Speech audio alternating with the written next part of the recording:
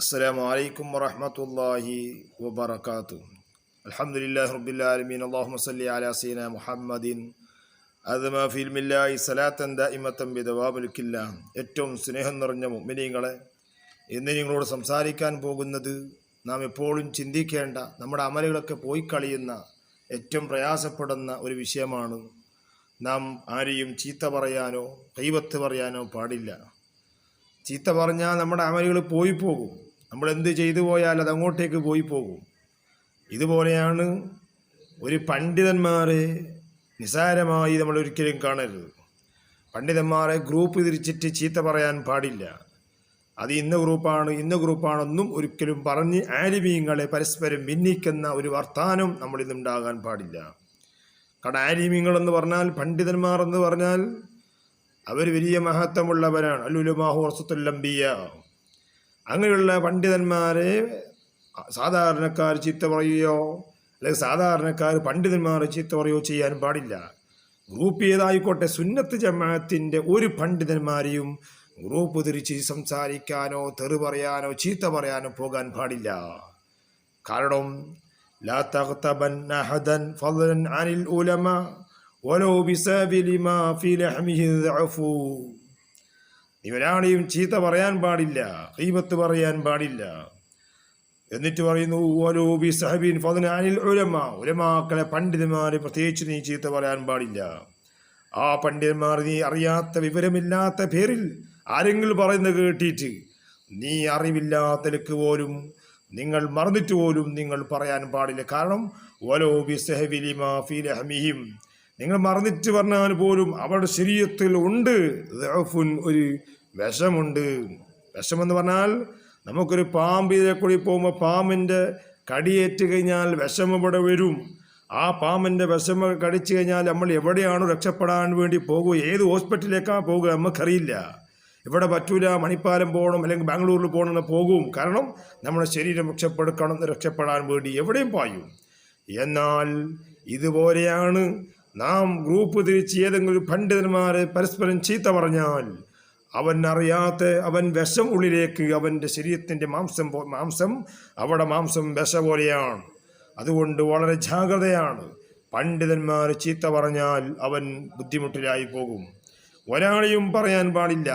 അത് മദ്രസ എടുക്കുന്ന ആലിമീങ്ങളായാലും ദർസ് എടുക്കുന്ന ആലിമീങ്ങളായാലും അല്ലെങ്കിൽ പണ്ഡിതന്മാരായാലും സമസ്തയിലുള്ള മഹാന്മാരായ പണ്ഡിതന്മാരായാലും ഒരാളെയും ഇങ്ങോട്ട് ചീത്ത പറയാൻ ഒരാളും സാധാരണക്കാരായാലും പണ്ഡിതന്മാരായാലും പറയാനേ പാടില്ല. പ്രത്യേകിച്ച് പണ്ഡിതന്മാരെ പറഞ്ഞാൽ നിങ്ങൾ അവരുടെ മാംസത്തിൽ അവരുടെ ശരീരത്തിൽ അവരുടെ മാംസത്തിൽ നിന്നുണ്ട് വിഷമുണ്ട്. അത് നമ്മൾ അറിയാത്തെന്താവും, വിഷം കയറിപ്പോകും. ചിന്തിക്കണം. അവിടെ പറയുന്നു നീ നിന്റെ ന്യൂനതകൾ നീ ആദ്യം പരിഹരിക്കണം, നീ നോക്ക്. നീ മറ്റുള്ള അയവൊക്കെ പറഞ്ഞ് നടക്കുന്നില്ല, ആദ്യം നിന്റെ അയവൊന്ന് നീ പരിശോധിച്ച് നോക്ക്. എന്നിട്ട് മതി മറ്റവൻ്റെ ചീത്ത പറയൽ. ആദ്യം നിന്റെ ഒന്ന് അയബ് എന്തൊക്കെയാണോ നിന്റെ ന്യൂനതകൾ നീ പരിശോധിച്ച് നോക്ക്. നമ്മളെ നോക്കൂല, നമ്മൾ മറ്റവൻ്റെ ന്യൂനതകളാണ് എപ്പോഴും എടുത്ത് പറയും ചീത്ത പറയും ചെയ്യുന്നത്. നമ്മളവിടെ മറച്ചു വെക്കാണ്, ഒരിക്കലും പാടില്ല.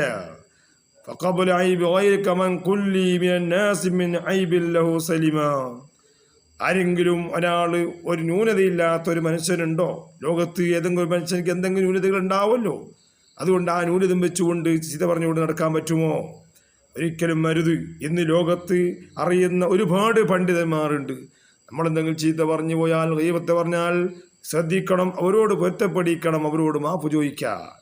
ഇനി ഒരിക്കലും ഞാൻ ചീത്ത പറയില്ലെന്ന് പറയാം. ആരായാലും ഇങ്ങോട്ടായാലും ഒരു പണ്ഡിതനെയും ചീത്ത പറയണ്ട. അവരൊക്കെ വലിയ മഹാന്മാരാണ്. ഒരു പണ്ഡിതനെയും ഏതുപോലെ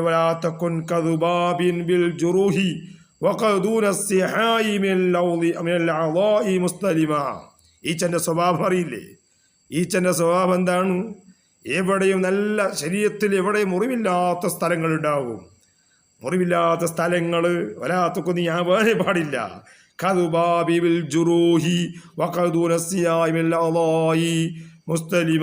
ഈച്ചൻ്റെ സ്വഭാവം എന്താണ്? ഈച്ചെന്ന് പറഞ്ഞാൽ എവിടെയാണോ നല്ല അവയവങ്ങൾ നമ്മുടെ ശരീരത്തിൽ നല്ല എല്ലാ നല്ല ശരീരം ഉണ്ടാവും, അവിടെ ഒന്നും ഈച്ച പോയിരിക്കൂല. ഈച്ച എവിടെ പറ്റിയിരിക്കുക?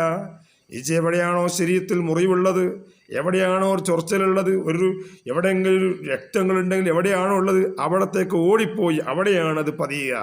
ഈച്ച അങ്ങനെയാണ്.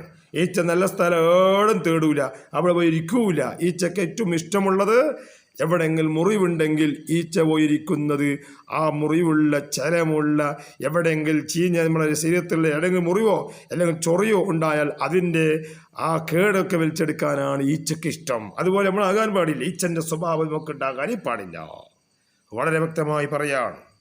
അതുകൊണ്ട് നാം പ്രത്യേകിച്ച് എന്ന് പറയുന്നത് ആലിമീങ്ങളെ ചീത്ത പറയാനോ ഗ്രൂപ്പ് വെച്ചിട്ട് ഗീബത്ത് പറയാനോ പാടില്ല. നമുക്ക് നമ്മുടേതായ സുന്നത്തെ ജമാഅത്തിന്റെ പ്രവർത്തനം എന്താണ് അത് മുന്നേറിക്കൊണ്ട് നടക്കാൻ നമുക്ക് പറയാൻ കഴിയണം. അല്ലാതെ നമ്മൾ നടത്തുമ്പോൾ മറ്റവർ താത്തണം എന്നൊന്നല്ല. നമ്മൾ ഉള്ള കാലം വരെ സുന്നത്തെ ജമാഅത്ത് അത് പറയല്ലാതെ വേറൊരു വയ്യും ഒരു പണ്ഡിതനെ നമ്മൾ ചീത്ത പറയേണ്ടതില്ല.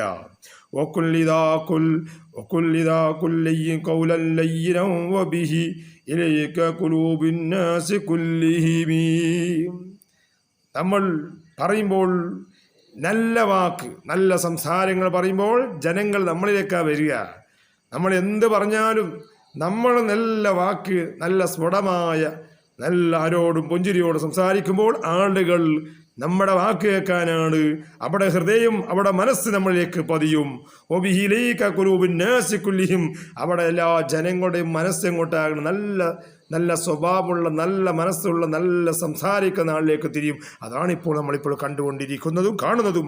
അതുകൊണ്ട് ആലിമീങ്ങളെ എന്തായാലും ഒരു ആലിമീൻ ചീത്ത പറയാതെ ജീവിക്കാൻ വേണ്ടി നോക്കണം. അവരുടെ മാംസത്തിൽ എന്തുണ്ട്, വിഷമുണ്ട് എന്നുള്ള ചിന്തയും ഓർമ്മയും നമുക്കുണ്ടാകണം. അല്ലാഹു തആല നിലക്ക് ആക്കി തരുമാറാവട്ടെ. ഒരു പണ്ഡിതനും ചീത്ത പറയാതെ നല്ല നിലക്ക് ജീവിച്ച് മരിക്കാൻ അല്ലാഹു നമുക്ക് തൗഫീഖ് മാറാവട്ടെ. ഉള്ള എല്ലാ ആലിമീങ്ങൾക്കും അല്ലാഹു തആല ദീർഘായുസ്സും ആഫിയത്തും ആരോഗ്യം അല്ലാഹു കൊടുക്കുമാറാവട്ടെ. അവരുടെ തണലായി ഒരുപാട് കാലം സേവനം ചെയ്യാൻ അല്ലാഹു നമുക്ക് തൗഫീഖ് നൽകുമാറാവട്ടെ. എല്ലാ സയ്യിദന്മാർക്കും ആലിമീങ്ങൾക്കും മുതഅല്ലിമീങ്ങൾക്കും അതുപോലെ മദ്രസ എടുക്കുന്ന ആലിമീങ്ങൾക്കും എല്ലാവർക്കും അല്ലാഹു ആഫിയത്തുള്ള ദീർഘായുസ്സ് തരുമാറാവട്ടെ. നമ്മൾ മരിച്ചുപോയവരുടെ ഖബർ അല്ലാഹു സന്തോഷത്തിലാക്കട്ടെ. അതുകൊണ്ട് ഒരൊറ്റ ആലിമീങ്ങളും ചീത്ത പറയാതെ എല്ലാവരും ഒറ്റക്കെട്ടായി നിൽക്കാൻ, എല്ലാവരും ഒറ്റ ഒരു മണി പോലെയായി നിന്നുകൊണ്ട് ഒരു തസ്ബീഹ്മാല പോലെയായി, ഒരു കോർത്തെടുക്കുന്നത് പോലെയായി ജീവിക്കാൻ അല്ലാഹു നമുക്ക് തൗഫീഖ് നൽകുമാറാവട്ടെ എന്ന് മാത്രം പറഞ്ഞുകൊണ്ട് ആഖിറു ദഅവാന അൽഹംദുലില്ലാഹി റബ്ബിൽ ആലമീൻ. അസ്സലാമു അലൈക്കും.